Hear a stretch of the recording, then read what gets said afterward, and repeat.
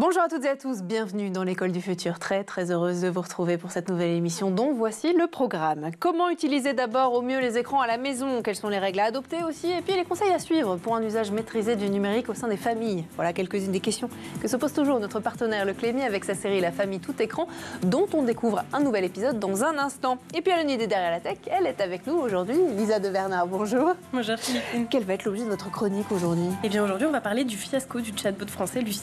Ouais, effectivement, il faut en parler. Allez, on continue. Question du jour. Et si l'avenir de l'innovation numérique dépendait de notre capacité à casser les stéréotypes? Pourquoi les métiers du numérique aussi qui façonnent le monde de demain attirent encore si peu de filles? Alors que la tech influence, vous le savez, chaque aspect de nos vies, une moitié de la population reste largement sous-représentée. Alors on va se poser une question aujourd'hui. Comment encourager davantage de jeunes filles à se lancer dans les carrières d'avenir? Quelles sont les solutions aussi pour faire tomber les barrières parce qu'elles existent, parfois invisibles malgré tout, mais qui freinent toujours leurs ambitions dans ce domaine? On va en parler avec notre invitée, elle connaît ces sujets par cœur. Peggy Vicomte, bonjour. Bonjour Philippine. Vous êtes la déléguée générale de Femmes Numérique. On est très content de vous recevoir sur le plateau. On va en parler de tout ça dans un instant, juste après le focus. D'abord, focus sur une utilisation saine et maîtrisée du numérique au sein des familles avec notre partenaire Le Clémy qui nous propose aujourd'hui un nouvel épisode de sa série La famille tout écran.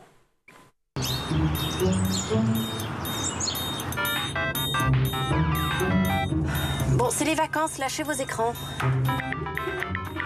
Erwan, aide-moi. Je sens que ça va être long, 1000 km. Ça me plaît pas trop que la petite garde son écran pendant tout le trajet. Faut aussi que ça nous évite les... Quand est-ce qu'on arrive? Je m'ennuie. Il y a machin qui m'a tapé. On pourrait faire un jeu tous ensemble. Les enfants, vous êtes prêts? Erreur, téléchargement. Bon, mon idée, ce serait d'utiliser les écrans intelligemment. On pourrait faire un blind test, par exemple. Mise à jour indisponible. Ou écouter un podcast. Ou partager un livre audio en famille, comme ça on peut tous en profiter. Je n'ai plus que 2% de batterie. Passage en mode économie d'énergie. Qu'est-ce qui lui arrive? Au secours! Il faut nous recharger. Chérie, tout va bien. T'as fait un cauchemar. Faut qu'on prenne la route. Allez les enfants, on fait un blind test pour réveiller maman? Oui! Attention à ne pas faire des écrans une nounou numérique pendant les vacances. Vous pouvez utiliser les écrans comme des outils pour créer des vrais moments de partage en famille, grâce à des applications de musique, de podcasts, de livres audio ou de montage vidéo. Les vacances en famille doivent rester des moments privilégiés pour être ensemble. Allez, encore un nouveau titre de musique traditionnelle bavaroise à découvrir. Qui va dépasser le record de 100 titres trouvés? Quand est-ce qu'on arrive? Allez, autre chose maintenant, 17%, c'est notre chiffre de jour et c'est surtout la part des femmes dans les métiers du numérique en France aujourd'hui. Un chiffre frappant, bien sûr, surtout dans un secteur, vous vous en doutez, en pleine expansion, au cœur des transformations sociétales. Alors justement, comment expliquer ce déséquilibre persistant? Quels sont les freins aussi qui empêchent aujourd'hui les jeunes filles de se projeter dans ces carrières si prometteuses? Parce que le numérique, évidemment, c'est bien plus qu'un secteur technique, c'est aussi un terrain d'innovation, de créativité, d'impact sur le monde. Alors comment changer les mentalités, comment combattre aussi les stéréotypes et ouvrir grand les portes de ce domaine aux femmes? On se pose la question tout de suite avec notre invité dans la première partie du talk. Et notre invitée aujourd'hui, justement, Peggy Vicomte. Je rappelle que vous êtes la directrice générale de Femmes Numérique. Alors justement, pour celles et ceux qui ne connaissent pas forcément Femmes Numérique, est-ce que vous voulez bien nous expliquer tout ce que vous faites? Parce que vous en faites des choses pour ce domaine. Exactement. Il faut absolument pouvoir attirer les jeunes filles, les jeunes garçons, mais en ce qui nous concerne, les jeunes filles, vers les métiers du numérique. Femmes Numérique, c'est une fondation. C'est une fondation qui a été créée en 2018. D'une manière collective, puisque c'est aussi bien des organisations professionnelles comme le CIGREF ou Numéum que des associations qui œuvrent pour la parité ou pour l'attractivité des numériques, l'attractivité des métiers du numérique qui l'ont fondée. Et l'idée, c'était de se dire, finalement, ça part d'un constat d'échec. En 2018, mais maintenant la situation n'est pas beaucoup mieux, malheureusement. Il y a beaucoup d'actions qui sont menées sur le terrain, dans les territoires, et toutes ces actions sont très pertinentes. Mais au niveau national, il n'y a pas de changement dans les chiffres. Vous l'avez dit, 17% seulement de femmes qui travaillent dans les fonctions numériques, à peine 6% de jeunes filles qui sont en études supérieures dans les formations du numérique. Et en fait, c'est à peine 3% de lycéennes qui étudient l'informatique ou le numérique au lycée. Ouais. Donc on ne peut pas y arriver, c'est pas possible. Aujourd'hui, il faudrait plus de 130 ans pour atteindre la parité. Parce qu'on progresse de moins de 1% par an, quelque chose comme ça. Donc voilà, donc notre fondation est vraiment, elle est présidée aujourd'hui par Elisabeth Moreno, ancienne ministre à l'égalité femmes-hommes. Et l'idée, c'est vraiment de pouvoir fédérer l'ensemble de l'écosystème. On va en reparler, je suppose, mais les écoles, les établissements d'enseignement supérieur, les universités, les entreprises, et puis surtout tout l'écosystème associatif qui travaille vraiment dur à ce sujet. Et que vous coordonnez aussi d'une certaine manière.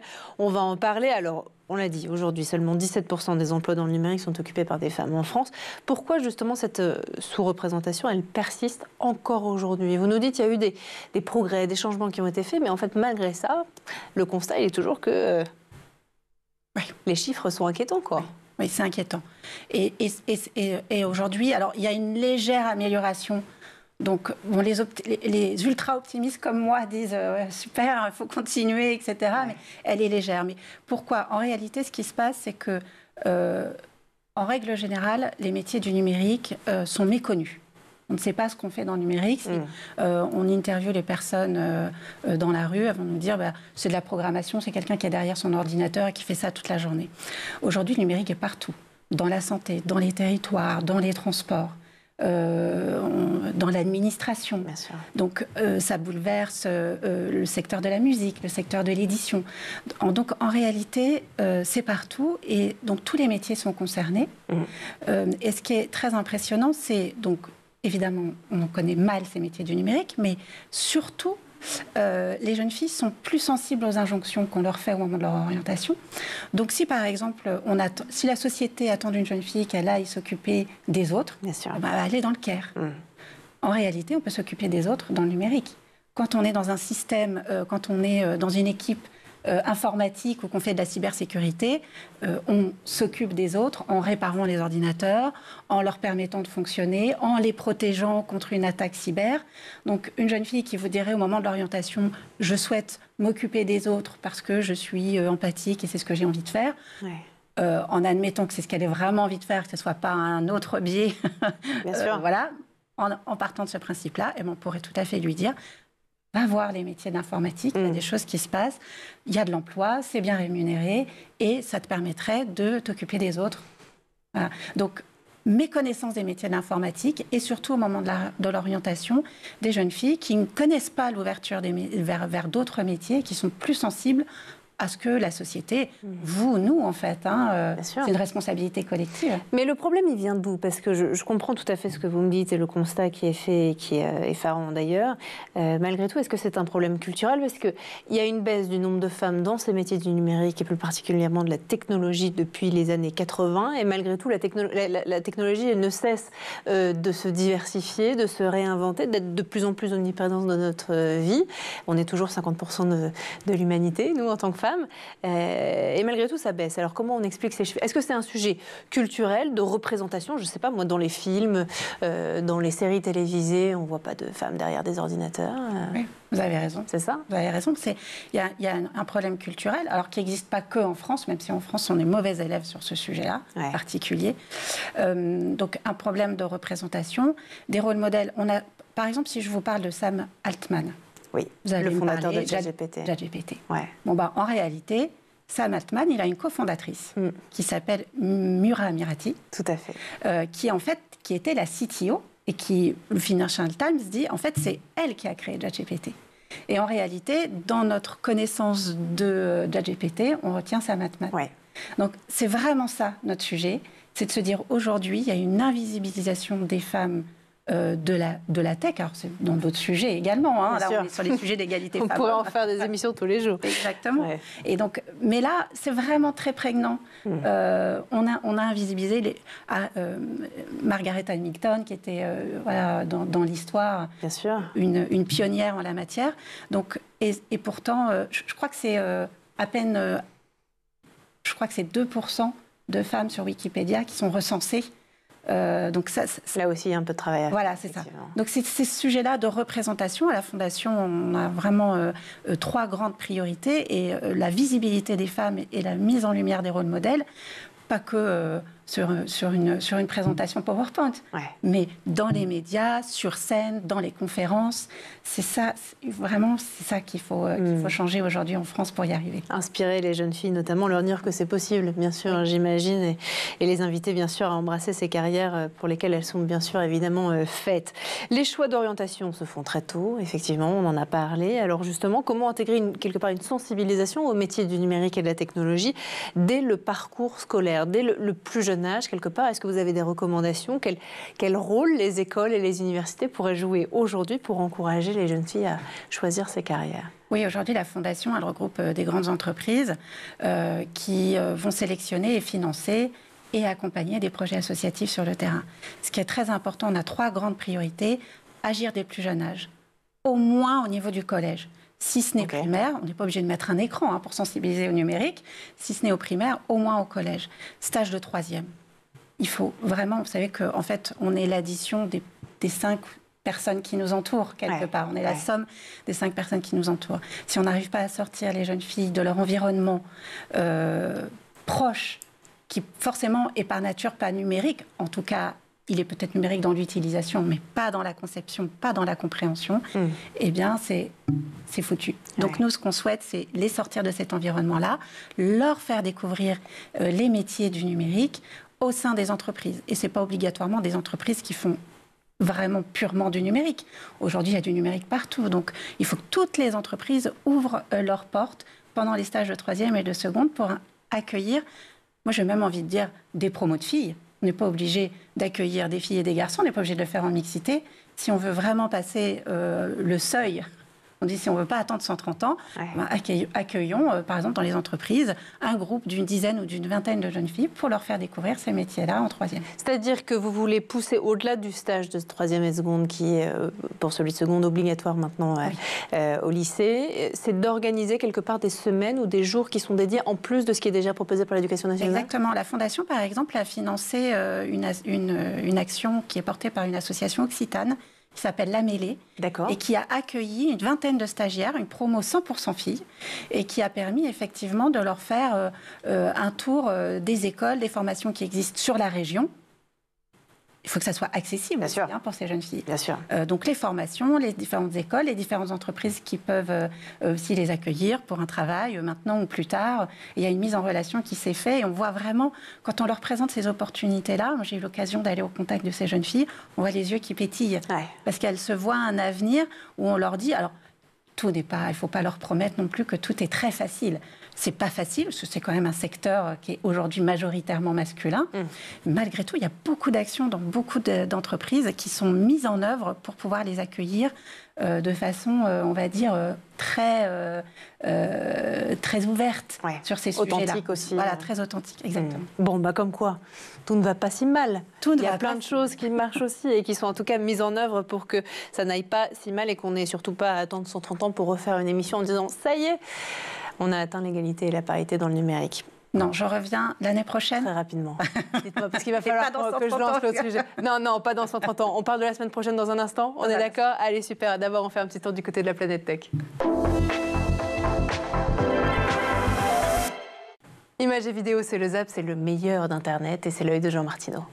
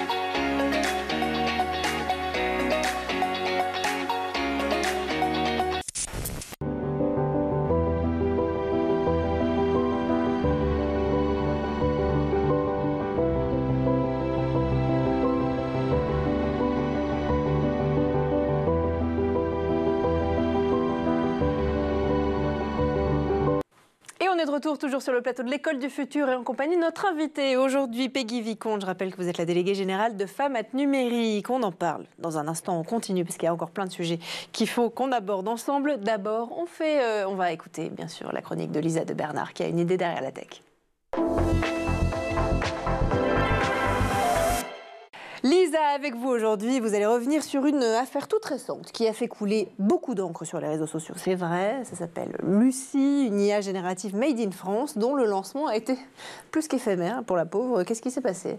Eh bien, éphémère, c'est peu dire, Philippines, ouais. Puisque Lucie, une IA qui a donc été développée par la société Linagora en collaboration avec le CNRS et avec le soutien de l'État, a été lancée le 23 janvier dernier pour finalement être fermée seulement 2 jours plus tard, soit le 25 janvier, en cause les nombreuses critiques qu'elle a dû encaisser dès son lancement en raison des nombreuses réponses erronées, voire parfois absurdes, que les utilisateurs ont relevées, comme le fait qu'elle est attribuée à Hérode, le développement de la bombe atomique, ou encore le fait que la racine carrée d'une chèvre soit égale à 1. Effectivement. Voilà, donc on comprend du coup la décision prise par ces développeurs de fermer temporairement la plateforme, et ce dans les plus brefs délais. Ouais, on comprend pourquoi effectivement la situation exigeait de réagir rapidement. Quelles ont été en revanche pour le coup la réaction du public, des autorités aussi face à ces incidents? Eh bien, côté public, vous vous en doutez, avec ce genre de situation, les internautes n'ont pas été tendres et se sont rapidement saisis du sujet sur les réseaux sociaux, les moqueries allant bon train. De l'autre côté, les cofondateurs de l'IA ont reconnu des erreurs de communication dans la mesure où, selon eux, la mise en ligne de Lucie a été en fait faite dans une logique de co-construction d'un projet open source, et cela n'a pas été clairement exprimé auprès des utilisateurs, ce qui a créé cette situation. Histoire de communication. Ce qu'on retient en tout cas, c'est que finalement cette version c'était plus donc une ébauche, elle n'était pas prête pour une utilisation généralisée. Malgré tout, Lucie avait pour objectif de concurrencer des géants comme ChatGPT, dont on parle beaucoup avec vous dans l'émission Lisa. C'était quoi les enjeux derrière son développement? Eh bien, l'enjeu était double, puisque Linagora souhaitait à la fois développer une IA qui reflète les valeurs et la culture européenne, et d'un autre côté, qui permettrait de réduire la dépendance aux technologies américaines et donc de regagner en souveraineté en matière d'intelligence artificielle.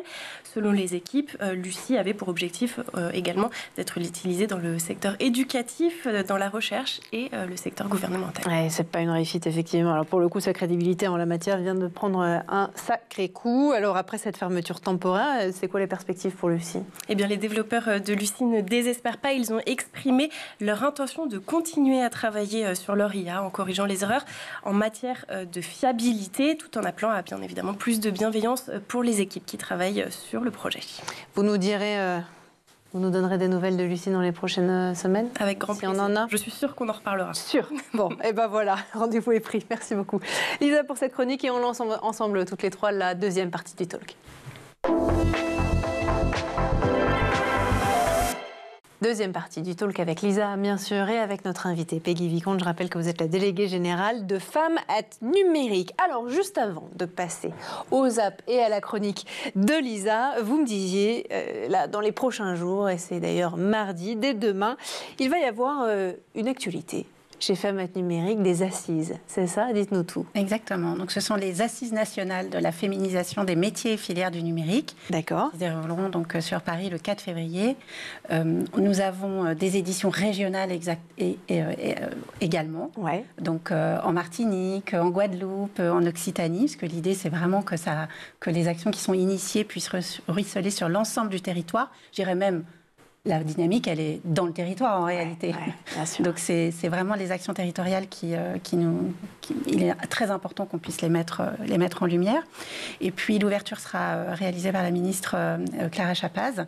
Et donc ce qui est intéressant sur l'IA par exemple, en fait il faut bien comprendre que ce sont des systèmes qui amplifient la réalité. Donc si dans notre réalité il y a des biais de genre, eh bien, dans les IA, il y aura des biais de genre et il y aura des biais tout court. Donc, il est vraiment très important, justement, qu'il y ait une pluralité dès la conception, en fait, de talents dans l'administration de ces logiciels, Bien sûr. pour qu'ils soient développés en toute transparence et de façon très éthique.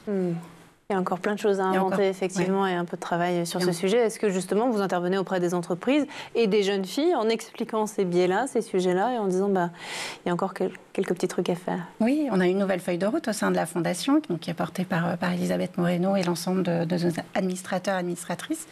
En fait, plusieurs choses. D'abord, je crois qu'il est important que ces initiatives qui sont mises en place sur le territoire passent à l'échelle. C'est important, évidemment, d'aller sensibiliser 20 jeunes filles, leurs parents, dans différents territoires. Il faut vraiment qu'au niveau national, on ait une amélioration qui soit vraiment visible. Donc notre rôle, c'est d'aider à passer à l'échelle en accompagnant ces projets, en essayant de les mettre en coordination pour que on va dire bout à bout, il y ait vraiment un effet d'échelle. Ça, c'est la première ambition. Et donc, on a lancé un lab des assos, façon un peu incubateur, on va dire, pour accompagner les associations, pas seulement sur un projet unique, mais sur l'ensemble de leur ambition. Voilà, sur du temps long. Parce que quand on est une association, on fonctionne avec des bénévoles, peut-être on fonctionne avec des subventions qui sont en train de diminuer, malheureusement. Donc notre idée, c'est vraiment de les accompagner sur le long terme. Ça, c'est le passage à l'échelle, c'est la première ambition. Et notre deuxième ambition, c'est faire acte de pédagogie. Parce qu'en réalité, si on n'explique pas, chacun a ses convictions, chacune a ses convictions, c'est OK. Mais si on n'explique pas, nous, de façon très pédagogique, qu'est-ce que c'est un métier dans le numérique, pourquoi est-ce que les jeunes filles n'y vont pas, eh bien, en fait, on restera au même niveau d'information. Donc, vraiment, on a cette volonté d'aller convaincre des publics qui sont aujourd'hui pas convaincus, donc d'aller dans les territoires, auprès des entreprises, auprès des parents, auprès des écoles, auprès des professeurs. D'ailleurs, aux assises, on accueillera un professeur qui met en place des actions, par exemple des stages de maths, du soutien de maths, parce que en fait, il y a beaucoup de disciplines scientifiques qui paraissent inaccessibles pour les jeunes filles. Donc ça, c'est sûr. Voilà, on ne peut pas laisser faire. Il y a l'association Elle Bouge, avec Ipsos, par exemple, qui a mené une enquête qui est très intéressante. De cette enquête, il y a un chiffre qui m'a interpellée.